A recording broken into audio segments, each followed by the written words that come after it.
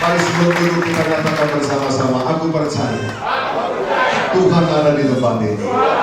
Aku percaya Dia memberkati aku. Aku percaya firman Tuhan pagi hari ini mengubah hidupku. Amin. Tepuk tangan meriah bagi Tuhan. Mari silakan duduk, kasih Tuhan. Haleluya. Hari-hari ini kita terus merasakan penyertaan Tuhan yang luar biasa. Kalau minggu lalu Tuhan berbicara, saudara, supaya kita menghancurkan setiap mesbah Baal dalam kehidupan kita dan membangun agar mesbah Tuhan yang disusun dengan rapi. Apa itu mesbah Tuhan? Doa, pujian, dan penyembahan. Katakan doa, pujian, penyembahan. 1, 2, 3. Doa, pujian, penyembahan. Itu adalah mesbah yang berkenan di hadapan Tuhan. Itu adalah mesbahnya Tuhan yang kita harus bangun dalam kehidupan kita. Dan Alkitab berkata di dalam Hakim-Hakim pasal yang ke-6, semua itu harus disusun dengan rapi. Artinya apa? Kita tidak bisa sembarangan, saudara, dalam menaikkan doa, pujian, penyembahan. Ada penghormatan bagi Dia. Amin. Memang Dia adalah Bapa yang sangat mengasihi saudara. Berapa banyak saudara percaya Dia adalah Bapa saudara? Dia adalah Bapa kita. Kasih tahu kanan kiri saudara, Dia adalah Bapa kita. Amin. Allah adalah Bapa kita. Almighty God, El Shaddai, Allah yang Maha Kuasa, tidak jauh, itu Bapa kita. Amin. Tetapi kita harus datang kepada Dia di dalam satu rasa hormat yang luar biasa. So kita tidak bisa melupakan statusnya. Dia adalah pencipta langit dan bumi.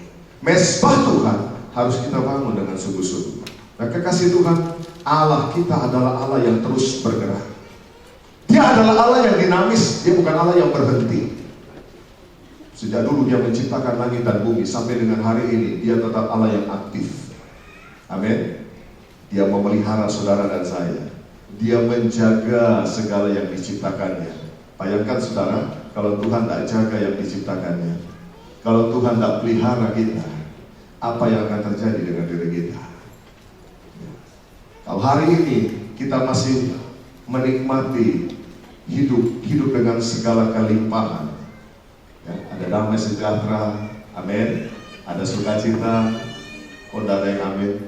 Apalagi sedih semua hari ini.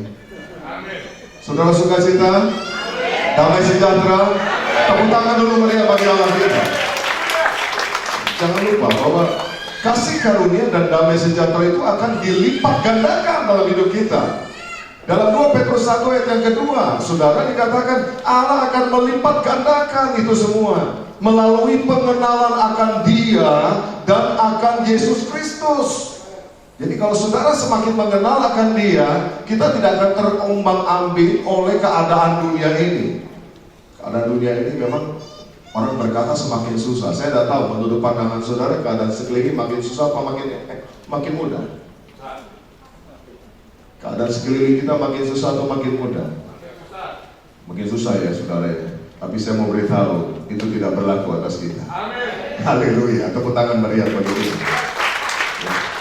Satu ketika saya duduk saudara di depan rumah, rupanya menjelang Lebaran ini ya. Asisten rumah tangga yang satu sama yang lain itu saling bercakap-cakap saudara. Tiba-tiba pagi hari saudara mereka ngomong begini, ya, Nam, kamu mau kemana Nam? Mungkin namanya Inam saudara, ya. Oh, saya mau ke toko depan baru buka, mau beli baju. Karena apa? Lagi ada diskon besar-besaran. Yang diajak bicara tanya lagi saudara, loh, toko yang mana? Itu yang depan di pojok jalan. Ya. Si Inam bilang begini, baju cuma 5.000, ya, celana panjang 7.500, rok ya 6.000. Wih, wah, kok murah Nam? Kata temannya dia bilang, iya makanya saya nih bawa keranjang mau belanja yang banyak. Terus temannya tanya, apa nama toko di depan? Apa ya namanya? Aku lupa. Sebentar, namanya ini laundry. Rupanya toko di depan itu namanya laundry, saudara. Ya, dia pikir itu jual baju, itu cuci baju, saudara. Ya, Sudah dikasih oleh Tuhan, di mana ada diskon, ada sale, orang berbondong-bondong menunjukkan apa? Memang harganya sudah terlalu tinggi sehingga orang-orang membutuhkan potongan-potongan yang berarti. Ya. Tapi saya percaya anak-anak Tuhan dipelihara oleh Tuhan dengan luar biasa. Apa saja yang menjadi keperluan kita, Tuhan Dia Yehova Jireh, Dia menyediakan semua tempat pada waktunya bagi kita. Saudara mau berkat yang besar atau berkat yang kecil? Besar ya, karena itu punyalah kebutuhan yang besar. Loh iya, kalau kebutuhan saudara kecil, saudara berharap berkat besar buat apa kata Tuhan? Amin. Dan jangan lupa untuk berdoa. Saudara dikasih oleh Tuhan, siapa yang berdoa setiap hari? Siapa yang berdoa setiap saat? Ya setiap saat, ya setiap hari, saudara. Yesus mengajarkan kita untuk berdoa setiap hari. Berikanlah kami pada hari ini makanan kami yang secukupnya. Artinya apa? Setiap hari kita punya kebutuhan, kita datang sama Tuhan. Artinya kalau orang tidak berdoa, dia nggak punya kebutuhan. Makanya tidak ada alasan bagi Tuhan untuk memberkati kita. Tapi kalau kita datang sama Tuhan setiap hari, Tuhan berilah kami pada hari ini makanan kami yang secukupnya. Artinya setiap hari kita membutuhkan Dia, membutuhkan anugerah dan damai sejahtera, membutuhkan berkatnya, maka Dia akan melipat kali gandakan memberkati saudara dan saya. Bahkan apa yang tidak pernah dilihat mata, tidak pernah didengar telinga, tidak pernah timbul dalam hatimu, itu disediakan Tuhan bagi kita. Yang setuju katakan yes, yes. Ya, tos kanan kiri saudara, ya Dia menyediakan bagi kita. Amin. Saya mau ajak kita semua saudara untuk menjadi jemaat yang aktif, yang tahu bahwa kita ada di sebuah perjamuan. Saudara, kalau orang diundang ke sebuah perjamuan, artinya makanan, minuman, snack, semua yang ada di dalam perjamuan itu sudah disediakan buat saudara. Tinggal ambil saja. Bagaimana cara kita mengambilnya? Tinggal kita berkata dengan iman percaya, amin. Maka kita menikmati. Waktu firman Tuhan berkata, Dia memberkati kita, memberi hidup dengan segala kelimpahannya. Kita berkata, amin. Artinya apa? Saudara sedang mengambilnya dan menikmatinya. Tapi kalau saudara diamkan saja, itu lewat saudara. Ya. Allah kita Allah yang dinamis. Sampai hari ini Dia terus memelihara kita. Dia terus bergerak dalam hidup kita. Dia Allah yang berinisiatif. Makanya anak-anak Tuhan ya, biasanya menjadi para pemimpin dimanapun Tuhan tempatkan. Karena apa? Dia ada dalam saudara dan Dia selalu berinisiatif. Apa inisiatifnya? Dia Allah yang mencari manusia. Betul? Siapa yang memanggil Abraham? Allah. Bukan Abraham memanggil Allah, Allah yang memanggil Abraham. Keluarlah dari negerimu, ke negeri yang akan kutunjukkan kepadamu. Aku akan memberkati engkau. Keturunanmu akan menjadi sangat banyak seperti bintang-bintang di langit. Siapa yang mengatakan itu? Allah yang berinisiatif. Betul? El Shaddai. Dia datang kepada Abraham dengan janji berkatnya yang luar biasa, dan Dia memenuhi setiap janjinya itu. Bagaimana dengan saudara dan saya? Yesus datang mencari saudara dan saya. Amin. Bukan kita yang mencari Tuhan, bukan kita yang pilih Tuhan. Kalau kita pilih Tuhan, banyak salahnya saudara ya. Jangankan pilih Tuhan, kadang-kadang kita pilih apa yang kita perlukan saja salah kok saudara. Betul? Sudah bawa daftar belanjaan, pergi ke supermarket. Maksudnya apa? Mau belanja kebutuhan. Ibu-ibu, halo ibu-ibu, bisa buat catatan kan? Mau beli minyak goreng, beras, apa lagi? Ya, kecap, beli apa lagi? Pokoknya sudah catatan sederet segini sudah tiap awal bulan. Begitu sampai toko, lihat diskon. Beli sabun cuci, dapat piring satu. Langsung apa saudara? Beli sabun cuci saudara. Padahal di dalam daftarnya nggak ada sabun cuci saudara. Kenapa? Karena ada piringnya. Betul? Diskon lagi atau promo spesial. Beli 2 gratis tambahan 1 semir sepatu. Oh beli saudara, beli. Ya. Semua yang di daftar promo dia beli saudara. Begitu dia bayar, dia baru ingat dia tidak beli satu pun yang dia bawa dari rumah catatan, saudara. Manusia punya kebutuhan saja bisa salah pilih, saudara. Karena apa? Matanya gampang jelalatan. Ya, tiba-tiba bisa melihat, oh yang ini menarik nih. Apalagi kalau sudah bicara bonus, ya kan? Beli satu dapat gratis satu. Wih, seneng. Semua orang pasti senang, saudara. Lupa kebutuhannya, akhirnya lebih memuaskan hawa nafsunya. Sayangnya ini nggak berlaku dalam kebaktian. Kenapa ya? Saudara ambil satu, dapat gratis satu sore lagi, saudara. Ya. Kalau kebaktian cari Tuhan, rasanya pengen diskon, betul nggak, saudara? Aduh, kok lama banget sih kebaktian, ya kan? Ya kalau bisa 1 jam, kenapa harus 2 jam, gitu kan, saudara? Ya, tapi di sini enggak, itu di Surabaya, saudara. Ya, amin. Di Surabaya ujung lagi, saudara. Kalau di Jakarta semuanya malah kepengen nambah cari Tuhan. Yang setuju katakan amin. Berikan kemuliaan bagi Allah kita.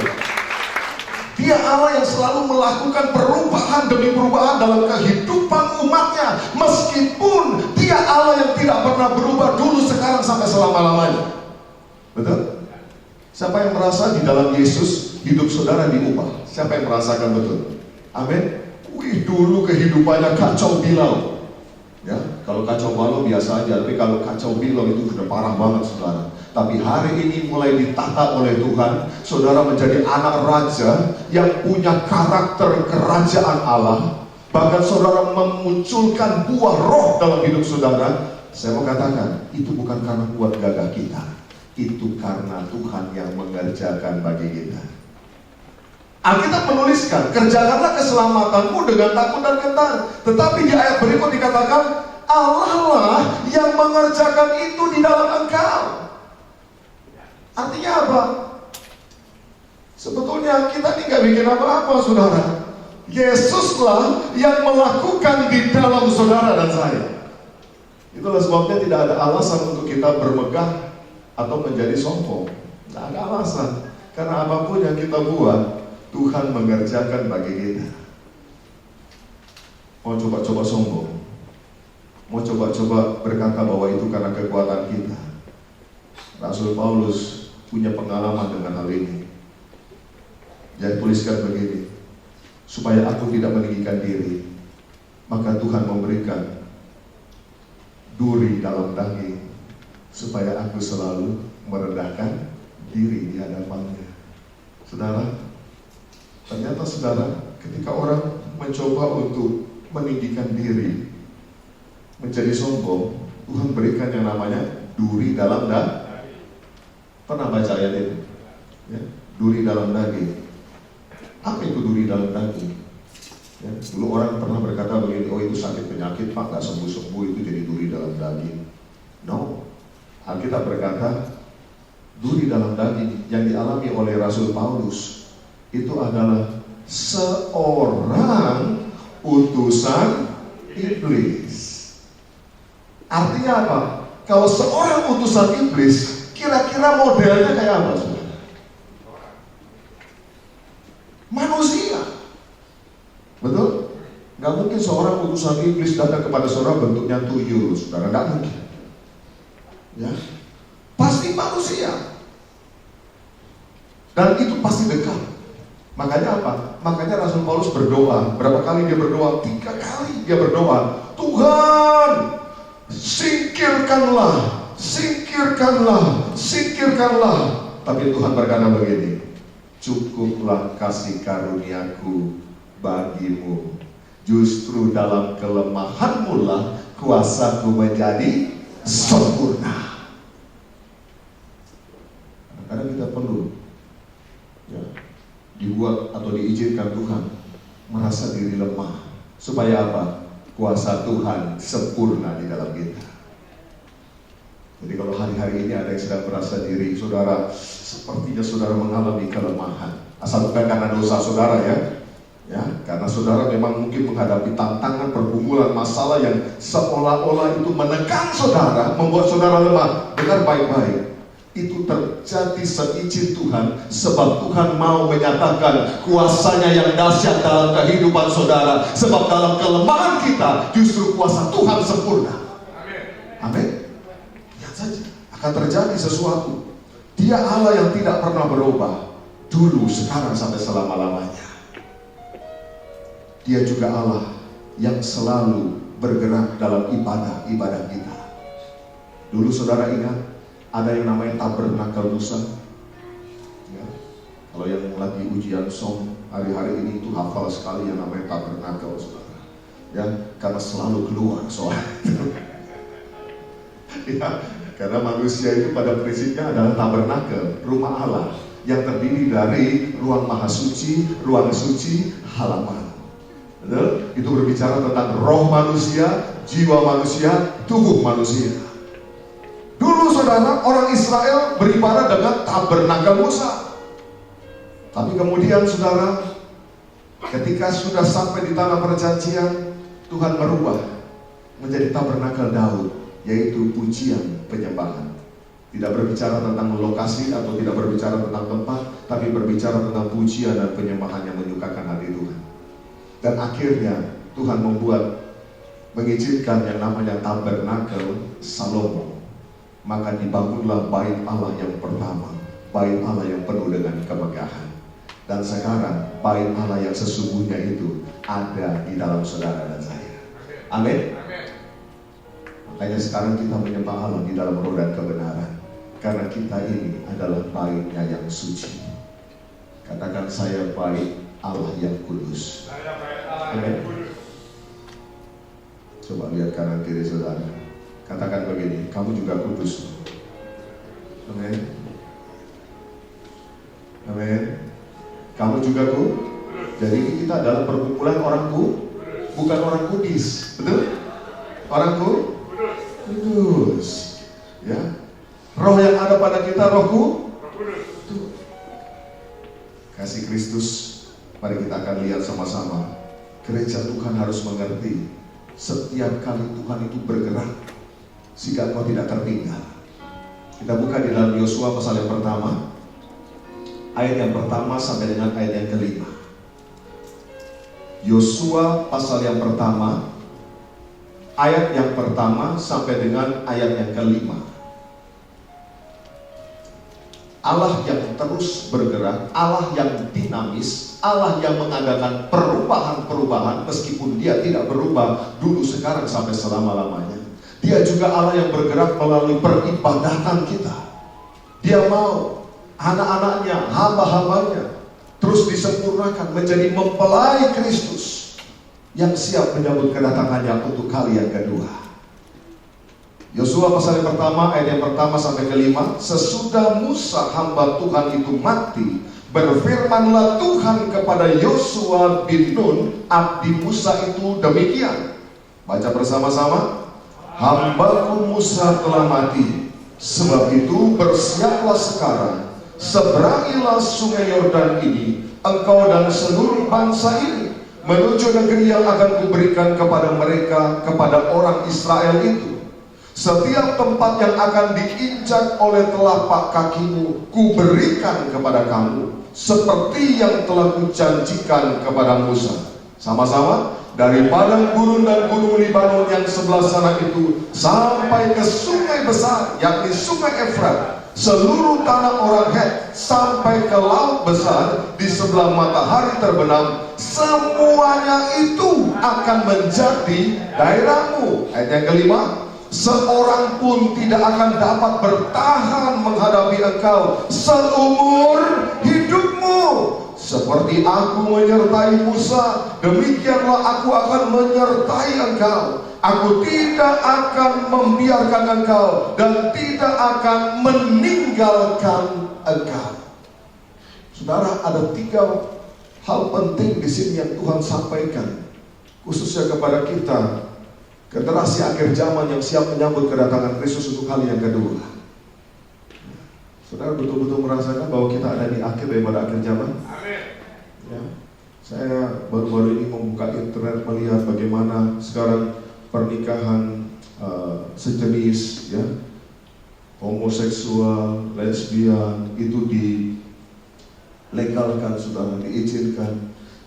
Wow, saya melihat di situ betapa hati Tuhan didukakan, saudara. Ya. Kalau saudara membaca di dalam kitab suci, itu keadaan seperti di Sodom dan Gomora.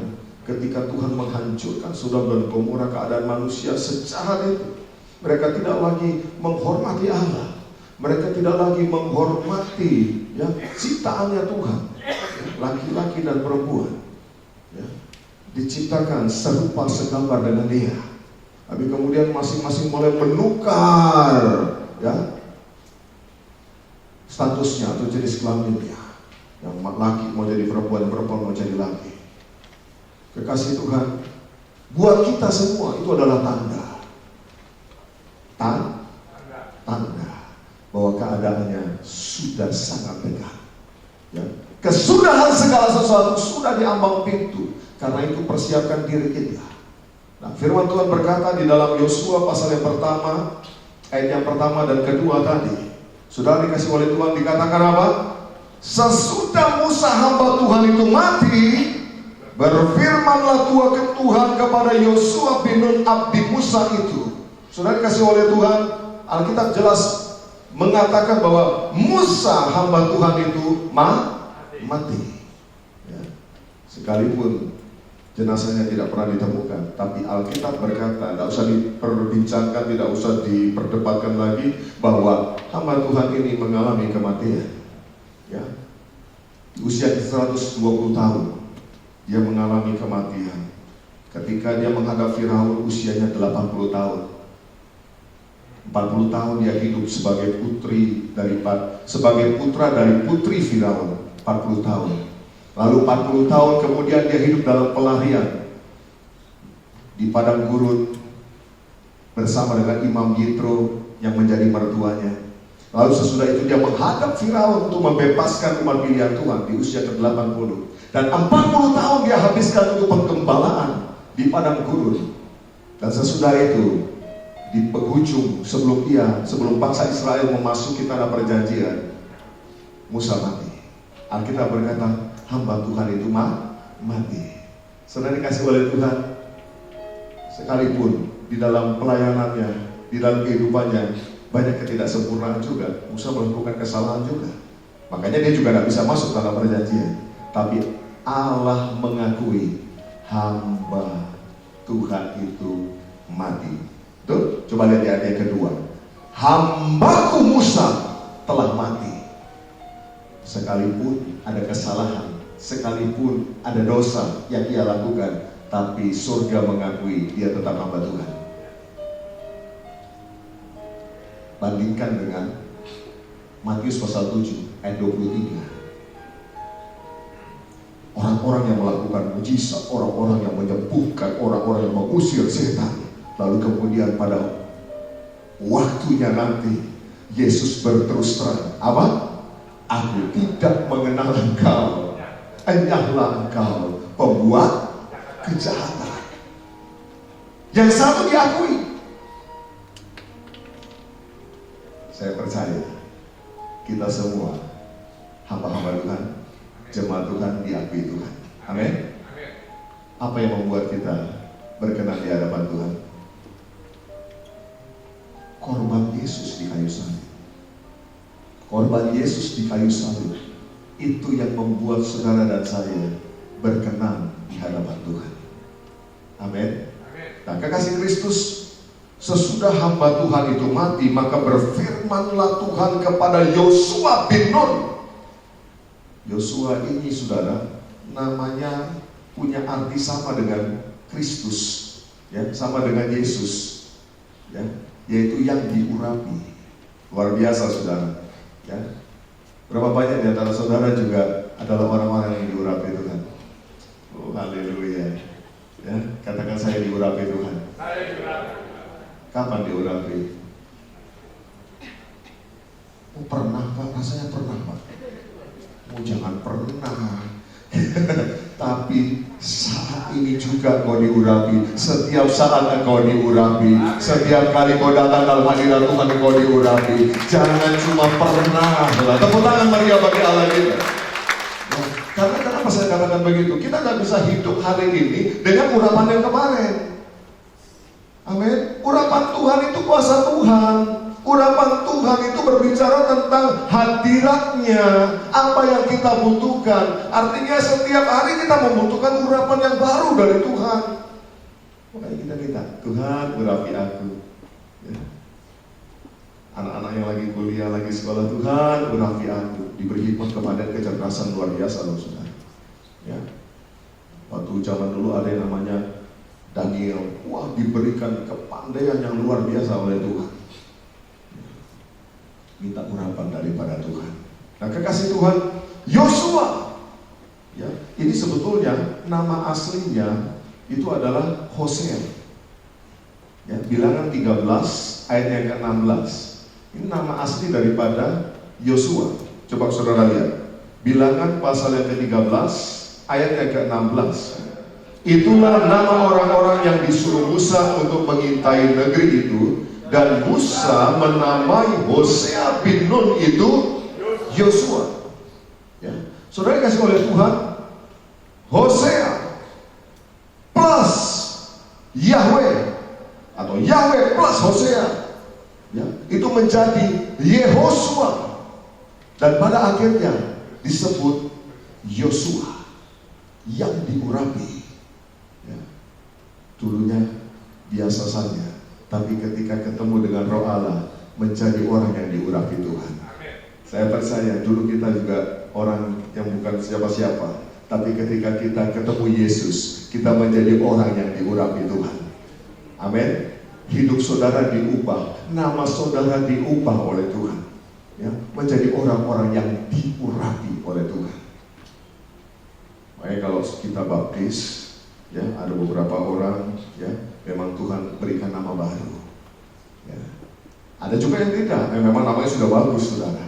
Ya, artinya sudah bagus. Tapi kalau yang, ya, memiliki pengertian atau arti yang masih yang kurang bagus, saudara, maka Tuhan berikan nama baru, nama baptis, nama yang baru, sebab dia menjadi ciptaan yang baru. Yang lama sudah berlalu, yang baru sudah datang. Di dalam ayat yang pertama dan kedua ini berbicara tentang generasi yang mendengar firman Tuhan dan taat melakukannya. Ya. Hamba Tuhan, hambaku telah mati. Lalu kemudian apa dikatakan? Sebab itu bersiaplah sekarang, seberangilah sungai Yordan ini. Engkau dan seluruh bangsa ini menuju negeri yang akan kuberikan kepada mereka, kepada orang Israel itu. Artinya apa? Yosua mendengar Tuhan berfirman. Ketika Yosua mendengar Tuhan berfirman, dia taat melakukan. Kekasih Tuhan, ciri daripada generasi yang mengasihi Tuhan, yang hidup dalam roh dan kebenaran, adalah dia dengar akan suara Tuhan. Bukan hanya dengar, tapi taat melakukan. Orang yang cuma dengar saja, tapi tidak melakukan, ya, pada hakikatnya itu sama dengan orang yang mati. Karena dikatakan begini, iman tanpa perbuatan pada hakikatnya adalah mati. Ketika saudara dengar firman, iman saudara timbul. Karena iman timbul dari pendengaran oleh firman Kristus. Tapi kemudian saudara berhenti sampai di situ dan tidak melakukan, dikatakan pada hakikatnya adalah mati. Dan Tuhan mau supaya saudara dan saya hari-hari ini ketika kau dengar, meskipun itu firman Tuhan yang sangat sederhana, kau lakukan. Bukan berapa banyak firman yang saudara dengar. Mungkin firman yang saudara dengar cuma satu pasal, mungkin cuma satu ayat, tapi kau lakukan. Itu berkenan di hadapan Tuhan. Yang setuju dengan saya katakan amin. Daripada kita baca semuanya, ya puji Tuhan kalau saudara bisa baca semuanya, saya bersyukur sekali. Tapi yang lebih penting adalah engkau melakukan. Ya, katakan saya mau lakukan firman Allah. Saya mau lakukan. Amin. Lakukan. Sebab ketika engkau melakukan, wow, Tuhan buka jalan di depan saudara. Amin. Yang kedua, saudara dikasih oleh Tuhan ayat yang ketiga dan ayat yang keempat. Coba kita baca ayat yang ketiga dan ayat yang keempat. Setiap tempat yang akan diinjak oleh telapak kakimu, kuberikan kepada kamu, seperti yang telah kujanjikan kepada Musa. Ada banyak janji Tuhan yang diberikan kepada orang Israel melalui Musa. Tetapi di mana digenapinya? Di zaman Yosua. Di generasi akhir zaman ini Tuhan menggenapi setiap janjinya. Generasi Musa hanya sampai di luar tanah perjanjian. Generasi Yosua masuk tanah perjanjian. Amin. Saudara mau cuma sampai atau masuk? Siapa yang mau masuk? Artinya saudara siap mengalami janji Tuhan. Saudara siap mengalami penggenapan janji Tuhan, termasuk janji kedatangannya. Amin. Yes. Dan itu kita akan alami. Generasi ini adalah generasi yang akan mengalami betul setiap janji Allah digenapi dalam hidupnya. Termasuk janji kedatangan Kristus untuk kali yang kedua. Kita akan alami pada waktu sangkakala Allah nanti dibunyikan. Mungkin begitu saudara. Mungkin begitu. Saya juga belum pernah dengar saudara. Tapi satu hal yang pasti, sangkakala Allah akan dibunyikan, lalu Allah sendiri yaitu Yesus turun dari sorga ke awan-awan yang bermain. Dan saudara dan saya, kita yang masih hidup, kita akan diubahkan dalam sekejap mata. Untuk apa? Menyongsong Tuhan di angkasa. Amin. Jadi saya ngomong ini bukan karena sebentar ada ujian somsekan kami, tapi memang ini sudah waktunya, saudara. Ya, kalau saudara lihat dalam urutan peristiwa kedatangan Tuhan, itu yang pertama itu adalah rapture, saudara, yaitu pengangkatan jemaat, di mana saudara dan saya akan diangkat bersama-sama dengan orang yang sudah lebih dahulu mati di dalam Tuhan. Mereka akan diubahkan juga oleh Tuhan dalam tubuh kemuliaan, menyongsong Tuhan di angkasa. Kita akan mengalami, saudara. Haleluya. Saya tidak pernah tahu apakah mungkin ibadah hari ini adalah ibadah yang terakhir buat kita atau minggu depan. Tapi satu hal yang pasti, setiap kali kita masih diberi kesempatan, lakukanlah sebaik-baiknya. Amin. Kalau kau diberi kesempatan oleh Tuhan untuk layani Tuhan semaksimal mungkin, seolah-olah sebentar lagi, nanti siang, Tuhan sudah datang dan kau gak punya kesempatan lagi. Lakukanlah seperti itu. Jangan bilang begini, waktu kita masih panjang, masih lama, aku juga masih muda, ya, masih cukup waktu. Saya mau beritahu, waktu sih masih ada mungkin, tapi persoalannya kitanya yang masih ada apa tidak, kita nggak tahu. Betul? Kalau kitanya sudah nggak ada, artinya sudah selesai, timernya udah habis, sudah habis, saudara. Maka kita harus berangkat juga. Kekasih Kristus, ayat yang ketiga dan ayat yang keempat berbicara bahwa Tuhan akan menggenapi setiap janjinya di dalam kehidupan kita. Seperti Yosua mengalami setiap janji Tuhan di zaman Musa digenapi di zaman Yosua. Ya, saya teringat tentang bapak orang beriman, yaitu Abraham. Ya, kalau saudara dapat janji Tuhan, punyalah sikap seperti bapak orang beriman ini. Coba kita buka Roma pasal 4. Banyak orang sudah terima janji Tuhan, tapi akhirnya gagal untuk menikmati janji Tuhan itu. Nah, kita belajar dari bapak orang beriman yang mengalami semua janji Allah. Roma pasal yang keempat, ayat yang ke-18 sampai dengan ayat yang ke-25. Sebab sekalipun tidak ada dasar untuk berharap, namun Abraham berharap juga, dan percaya bahwa ia akan menjadi bapa banyak bangsa menurut yang telah difirmankan, demikianlah nanti banyaknya keturunanmu. 19, imannya tidak menjadi lemah, walaupun ia mengetahui bahwa tubuhnya sudah sangat lemah. Garis bawahi, sudah sangat lemah, karena usianya telah kira-kira 100 tahun, dan bahwa rahim Sarah telah tertutup. Ayat 20, tetapi terhadap janji Allah ia tidak bimbang, ia tidak ragu-ragu karena ketidakpercayaan, malah ia diperkuat dalam imannya dan ia memuliakan Allah. dengan penuh keyakinan bahwa Allah berkuasa untuk melaksanakan apa yang telah Ia janjikan. Karena itu hal ini diperhitungkan kepadanya sebagai kebenaran.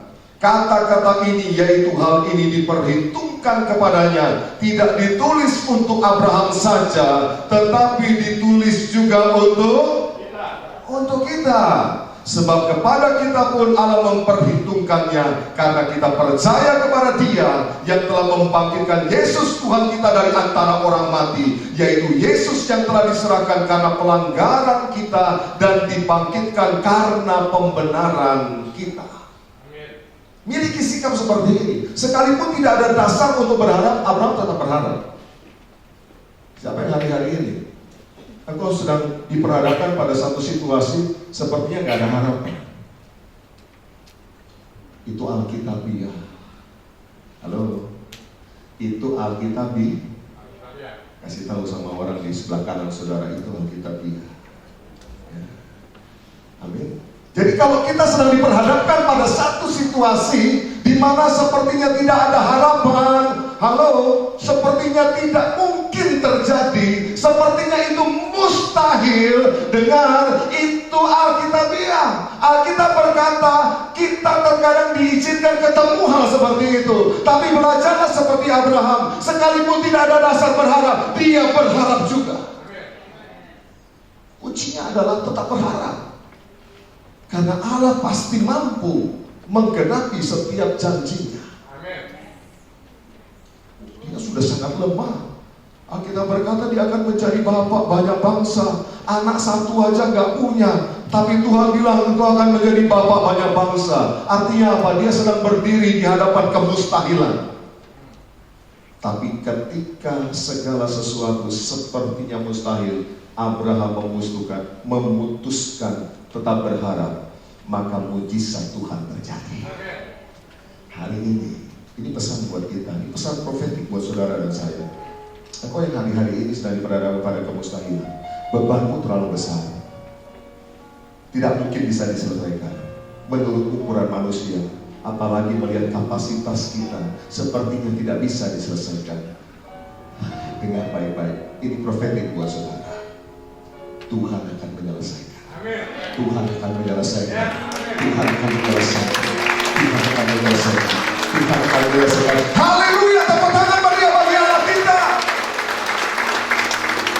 Kau Allah yang besar, ajaib dan mulia. Kau Yesus yang selalu membuatku terpesona. Segala pujian bagimu ya Tuhan. Hanya Kau yang layak ku aku. Kau Allah yang besar. Terima janji Tuhan. Terima penggenapan janji Tuhan.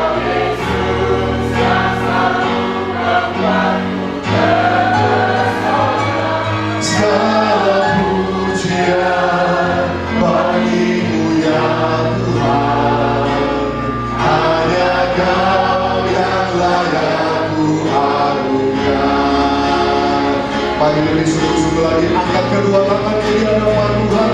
Kau Allah yang besar, ajaib dan mulia. Kau Yesus yang selalu membuatku terpesona.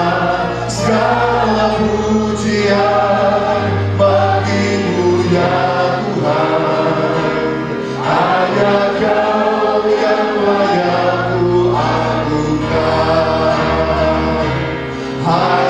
Kau yang layak ku agungkan. Sekali lagi katakan, hanya Kau yang layak ku agungkan.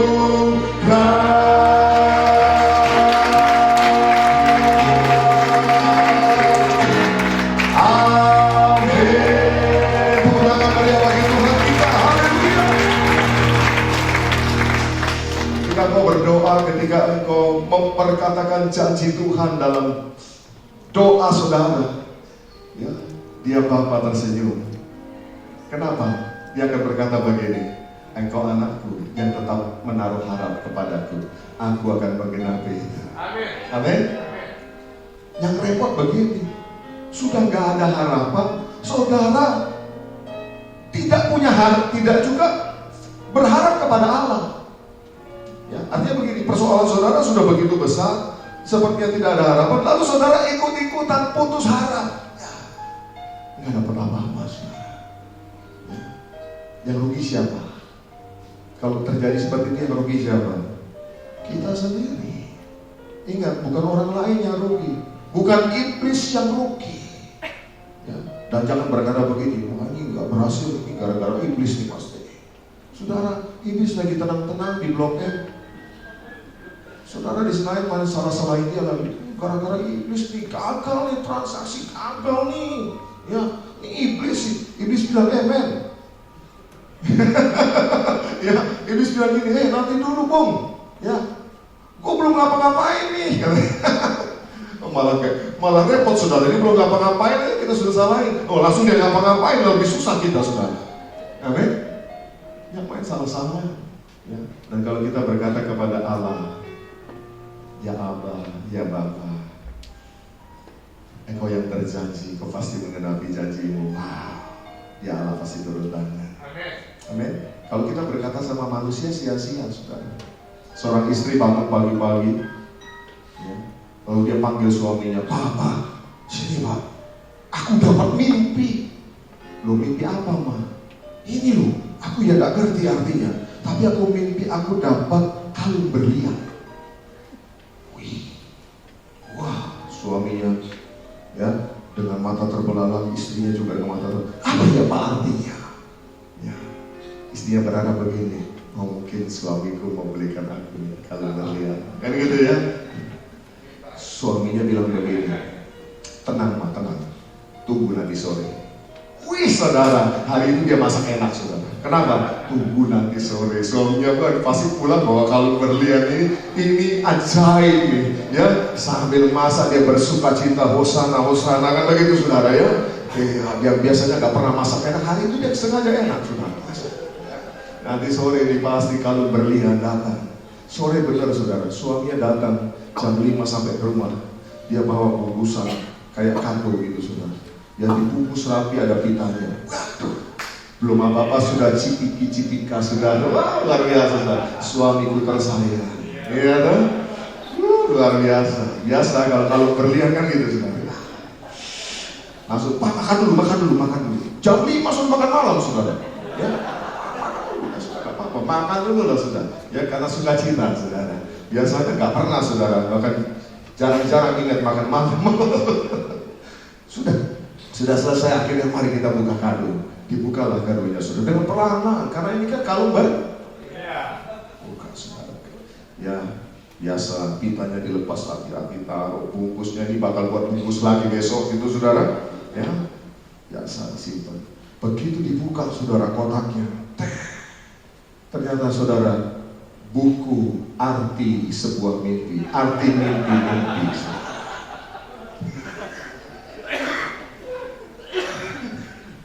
Tapi masih lumayan saudara ya, masih dapat kado saudara. Buku arti mimpi, siapa yang masih simpan buku arti mimpi di rumah? Orang Kristen jangan percaya kayak gitu saudara. Amin. Ya, jangan percaya buku arti mimpi. Percaya firman Allah saja. Amin. Wah, kadang-kadang kita ya saudara, itu itu kehidupan masa lalu boleh ya. Mimpi kejatuhan cicak apa ya artinya ya? Ya sudah gampang, cicak itu mungkin kesleo jatuh saudara. Ya manusia aja bisa jatuh, masa cicak nggak bisa jatuh saudara? Betul? Yang terakhir, yang ketiga saudara, generasi kita ini adalah generasi yang akan mengalami penyertaan Tuhan. Amin. Oh, baca di dalam ayat yang kelima. Baca ayat yang kelima dari Yosua pasal yang pertama. Ayo baca ini penting sekali, ini luar biasa. Ya, Yosua pasal yang pertama ayat yang kelima. Baca dengan suara keras. 1, 2, 3. seorang pun tidak akan dapat bertahan menghadapi engkau seumur hidupmu. Seperti aku menyertai Musa, demikianlah aku akan menyertai engkau. Aku tidak akan membiarkan engkau dan tidak akan meninggalkan engkau. Yang percaya berikan kemuliaan meriah bagi Tuhan. Yang percaya katakan amin. Yang percaya kan sorangan haleluya. Mari kita bangkit berdiri bersama-sama.